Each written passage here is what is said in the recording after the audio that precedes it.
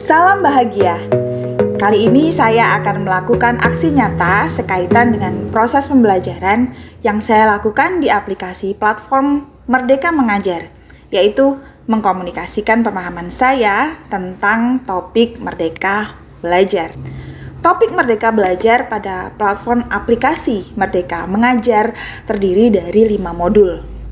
Modul pertama tentang mengenali dan memahami diri sebagai pendidik. Modul yang kedua, mendidik dan mengajar.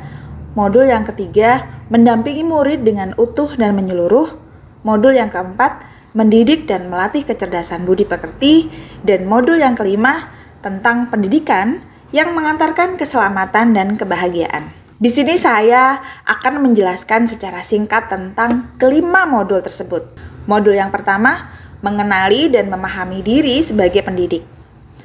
Modul ini terdiri dari 3 materi tentang refleksi awal kita sebagai pendidik, yaitu mengenali diri dan peran saya sebagai pendidik, apa peran saya sebagai guru, dan ingin menjadi guru seperti apa saya. Pada tahapan mempelajari materi tentang mengenali diri dan peran sebagai pendidik, di sini saya berefleksi tentang mengapa saya dulu memutuskan menjadi guru dan bagaimana perjuangan yang saya lakukan sehingga akhirnya saya berada pada posisi ini. Menjawab pertanyaan refleksi tersebut, saya dibawa pada kondisi masa lalu tentang cita-cita menjadi guru ini terbentuk. Jujur, dulu tidak mempunyai cita-cita. Cita-cita ini terbentuk dari keinginan ibu saya yang memvisualisasikan bahwa saya menjadi seorang guru dan mengutarakan dalam obrolan kecil yang kami lakukan pada waktu itu. Anehnya, hal tersebut meresap dalam pikiran saya dan saya juga mencoba memvisualisasikan saya sebagai seorang guru. Kemudian, saya mulai memberi perhatian khusus terhadap profesi ini, terutama dengan melihat sosok-sosok guru di sekitar saya, termasuk bagaimana ibu saya mengajar keterampilan menjahit pada anak didiknya sampai mahir di sela-sela pekerjaan beliau sebagai penjahit tanpa background pendidikan formal. Sejalan dengan itu, lambat laun saya mulai tertarik dan mengarahkan jalan saya untuk terus belajar, mengasah keterampilan, memperjuangkan untuk mencapai profesi dan semakin memantapkan saya untuk menjalani profesi sebagai guru, sembari membayangkan senyum ibu saya ketika saya benar-benar menjadi seorang guru. Ya, sekarang saya menjadi seorang guru. Pada sesi refleksi diri ini, baru saya sadari bahwa cita-cita yang terbentuk sedari kecil menghantarkan saya untuk menjadi pribadi yang terus belajar untuk mengupayakannya, mengatur diri sendiri, fokus untuk menggapai profesi ini. Namun, bukan hal mudah untuk menjadi seorang guru. Karena ternyata menjadi seorang guru bertanggung jawab terhadap pendidikan. Menurut Ki Hajar Dewantara, pendidikan itu menuntun segala kekuatan kodrat yang ada pada anak-anak agar mereka dapat mencapai keselamatan dan kebahagiaan yang setinggi-tingginya, baik sebagai manusia maupun sebagai anggota masyarakat. Dan pendidik menuntun tumbuh atau hidupnya kekuatan kodrat yang ada pada anak-anak agar dapat memperbaiki lakunya hidup dan tumbuhnya kekuatan kodrat anak, bukan dasarnya. Ini sulit karena anak-anak zaman sekarang sudah berbeda. Mereka berada dalam dunia di mana mereka bisa mengakses teknologi dan mengkonfirmasi segala informasi apapun dalam genggaman, sekalipun tanpa kita berikan. Namun, bagaimanapun, mereka tetap butuh kehadiran sosok pendidik, sehingga kita perlu untuk menyelaraskan agar bisa menjadi pendidik yang relevan dengan konteks zaman. Dari sini saya berefleksi, sehingga saya sadar, saya harus terus belajar secara mandiri, mengatur diri sendiri, dan ini adalah bagian dari perjalanan saya menjadi merdeka, sehingga bisa bersama-sama dengan murid meraih tujuan pendidikan menjadi manusia yang merdeka, yang kelak akan menuntun mereka menjadi manusia yang merdeka pula. Pada tahapan mempelajari tentang apa peran saya sebagai guru, Saya diajak untuk merefleksikan peran saya sebagai seorang guru. Di tengah permasalahan murid-murid kita yang digital native, fasih berselancar di internet, bisa mendapatkan pengetahuan, bahkan mempelajari keterampilan sesuai kebutuhan belajar mereka. Sebagai seorang guru, kita perlu menyelaraskan peran sebagai pendidik yang relevan dengan konteks murid dan zaman, karena tugas guru adalah membekali murid-murid dengan pengetahuan dan sikap untuk terus belajar, mendampingi mereka, memahami dan mencapai tujuan belajar. Karena nanti anak-anak menjadi dewasa dan menjadi bagian dari masyarakat, dan pada akhirnya akan membentuk kebudayaan kita di masa depan.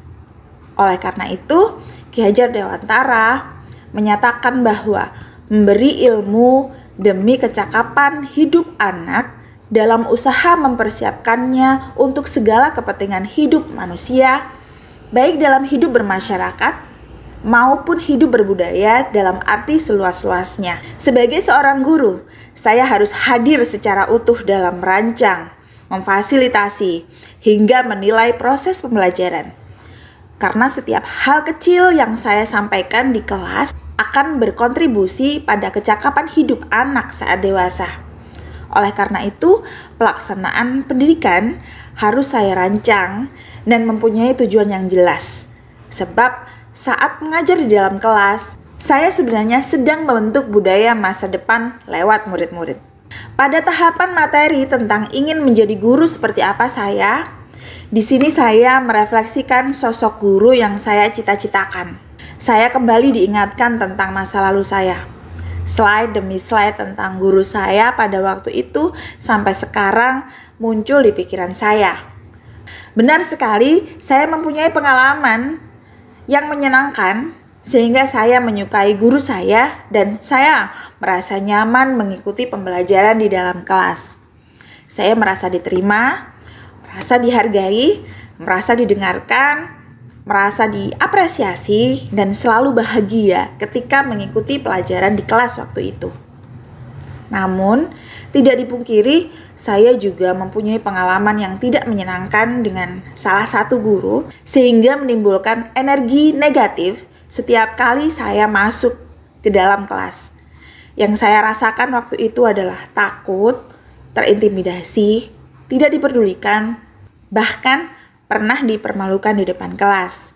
Setiap kali pembelajaran, saya ingin waktu cepat berakhir, bahkan ingin cepat lulus, sehingga tidak usah bertemu lagi dengan guru tersebut. Yang saya rasakan adalah bukan pembelajaran yang menyenangkan, melainkan hanya memenuhi tugas untuk menuntaskan kewajiban saya sebagai murid dan kewajiban saya sebagai seorang anak.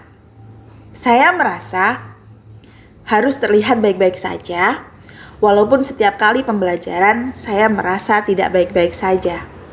Namun, saya mencoba memahami situasi yang terjadi sehingga semua hal yang tidak nyaman pada waktu saya menjadi murid tidak dirasakan oleh murid saya.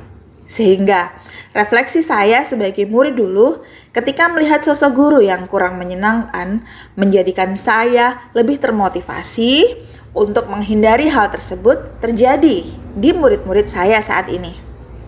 Untungnya, saya sangat bersyukur karena saya juga mempunyai kesempatan untuk bertemu dengan guru-guru yang hebat yang mengantarkan saya hingga saya menjadi sosok yang lebih mandiri pada saat saya dewasa. Saya meneladani beberapa guru dengan style mengajar yang menyenangkan, memberikan energi positif pada saya sebagai murid, membuat saya tertarik untuk belajar, menciptakan suasana pembelajaran yang menyenangkan, penuh empati, menjadi sosok yang menyenangkan bagi saya, menciptakan pembelajaran yang sesuai dengan kebutuhan saya sebagai murid waktu itu. Sehingga saya bisa mencapai keselamatan dan kebahagiaan saat ini, serta menjadi lebih mandiri. Menurut Ki Hajar Dewantara, pendidikan umumnya berarti daya upaya untuk memajukan bertumbuhnya budi pekerti, baik itu kekuatan batin dan karakter, pikiran atau intelek, dan tubuh anak. Yang kita ajarkan sebagai guru, seyogyanya tidak hanya materi, tetapi tingkah laku, tutur kata, dan cara kita mengajar akan membekas dan membentuk murid-murid sebagaimana kita dibentuk oleh guru kita dahulu. Hal ini memang tidak mudah, namun layak diperjuangkan untuk menciptakan rasa takjub dan kasmaran belajar pada diri murid.